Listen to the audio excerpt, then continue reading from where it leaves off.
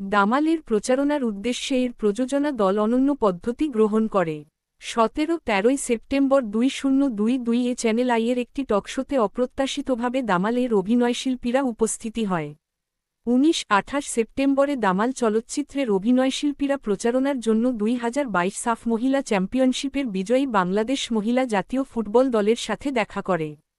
20-11 October 2022 এটি sports ও Bashundhara Kings চলচ্চিত্রের পৃষ্ঠপোষক হয়। 21 এছাড়া এর কলাকুশলীরা একটি শপিং মলে প্রবেশ করে ফুটবল খেলতে শুরু করে, যা সেখানে উপস্থিত ক্রেতাদের দৃষ্টি আকর্ষণ করে। 17-18 অক্টোবরে দামাল দল ঐক্য চ্যানেল আই মিউজিক অ্যাওয়ার্ডস 2022 এর ভেন্যুতে উপস্থিত হয়।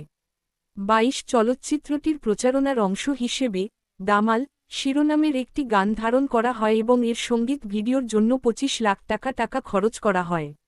17 একটি অভিনব প্রচারণার অংশ হিসেবে 22 অক্টোবর দামাল চলচ্চিত্রের অভিনেতাদের একটি দল ঢাকার বসুন্ধরা কিংস এরিনায় বাংলাদেশের একটি পেশাদার ফুটবল দল বসুন্ধরা কিংসের বিরুদ্ধে একটি ফুটবল ম্যাচ খেলে।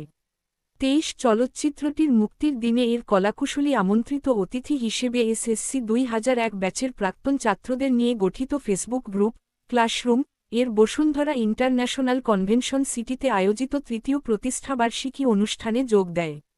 24-4 নভেম্বর 2022 তারিখে শুভেচ্ছাদূত হিসেবে দামাল চলচ্চিত্রটির কলাকুশলীরা মেট্রো এক্সপ্রেস বরিশাল বনাম মোনার্ক মাঠ পদ্মার হকি ম্যাচ প্রত্যক্ষ করতে মৌলানা ভাসানী হকি স্টেডিয়ামে উপস্থিত ছিল। 25 বিতর্ক সম্পাদনা 16 আগস্ট 2022 এ চলচ্চিত্রটির ট্রেলার ইউটিউবে প্রকাশিত হওয়ার পরে তিনটি ভুল ধরা পড়ে।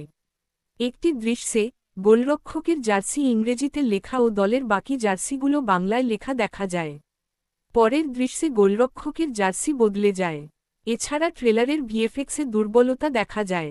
4 ট্রেলারের সমালোচনার জবাবে পরিচালক রায়হান রাফি বলেন, গল্পের প্রয়োজনে দুটি দৃশ্যে জার্সিটি ভিন্নভাবে দেখানো হয়েছে। তবে তিনি ভিএফএক্সে দুর্বলতার অভিযোগ স্বীকার করে বলেন, কম বাজেটের কারণে এমনটি হয়েছে। 26 এছাড়াও এর ট্রেলার প্রকাশের পরে দর্শকদের একটি অংশ রাজাকারদের দ্বারা যুদ্ধের আহ্বান হিসাবে তাকবীর ব্যবহারে আপত্তি জানায়, কেননা তাদের মতে রাজাকারেরা মুক্তিযুদ্ধের সময় এটি ব্যবহার করত না।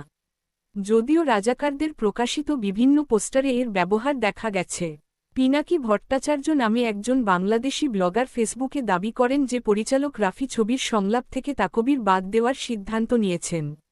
ভট্টাচার্যের দাবির প্রতিক্রিয়ায় দর্শকদের অন্য একটি অংশ ক্ষুব্ধ হয়ে ওঠে বলে যে এইরকম কিছু করা হলে তারা ছবিটি বর্জন করবে। 19 অগাস্ট 2022 এ রাফি সেই সম্ভাবনাকে খারিজ করে দিয়ে বলেন যে তিনি ভট্টাচার্যের কাছে এমন কোনো প্রতিশ্রুতি দেননি, তবে তাকে বলেছিলেন যে তিনি চলচ্চিত্রে ইসলামকে কটাক্ষ করেননি। তবে মুক্তিযুদ্ধের সময় রাজাকারেরা তাকবীর ব্যবহার করে যা ইতিহাসের অংশ এবং এখানে তিনি ইতিহাস বিকৃত করেননি বলে উল্লেখ করেন।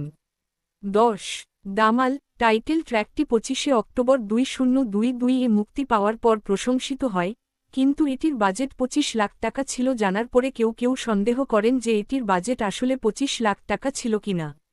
এই সন্দেহের বিষয়ে পরিচালক রাফি বলেন, সঙ্গীত ভিডিওটির চিত্রগ্রহণের ব্যয়, সঙ্গীত ভিডিওতে অংশ নেওয়া ব্যক্তিদের পারিশ্রমিক ও বিজ্ঞাপনের খরচ সবই হয়েছে। চলচ্চিত্রে সুযোগ না হওয়া তারকারা ঈর্ষান্বিত হয়ে প্রশ্ন তুলছে বলে তিনি দাবি করেন। এটাও গুজব রটে যে ইমপ্রেস টেলিফিল্ম রায়হান রাফি, বিদ্যা সিনহা, শাহ মিম ও সিয়াম আহমেদের কাছে ছবিটির মুক্তির সত্ত্ব বিক্রি করেছে। রাফি ঢাকা মেইলের কাছে বলেন যে এই বিষয়ে তিনি কিছুই জানেন না। তবে এই বিষয়ে তিনি স্পষ্ট করেননি। 27 এছাড়াও চলচ্চিত্রটি মুক্তির পর গুজব উঠে যে চলচ্চিত্র প্রেক্ষাগৃহে দেখতে পাওয়া দর্শকদের ভাড়া করা হয়েছে। রাফি গুজবটি উড়িয়ে দেন। 28 মুক্তি সম্পাদনা 8 আগস্ট 2022 তারিখে চলচ্চিত্রটি বাংলাদেশ চলচ্চিত্র সেন্সর বোর্ড থেকে অনাপত্তি সনদ পায়। 29 দামাল 28 অক্টোবর 2022 তারিখে মুক্তি দেওয়ার জন্য নির্ধারণ করা হয়। 30 চলচ্চিত্রটি মুক্তির আগের দিনই জানা যায় দামাল 22টি চলচ্চিত্র প্রেক্ষাগৃহে মুক্তি পেতে যাচ্ছে। 31 চলচ্চিত্রটি নির্ধারিত তারিখে বাংলাদেশে মুক্তি পায়। 28-3 নভেম্বর থেকে আরও 3টি প্রেক্ষাগৃহ বৃদ্ধি পায়। 32 এটি 18 নভেম্বর 2022 তারিখে অস্ট্রেলিয়া ও মার্কিন যুক্তরাষ্ট্রে মুক্তি দেওয়া হয়। 33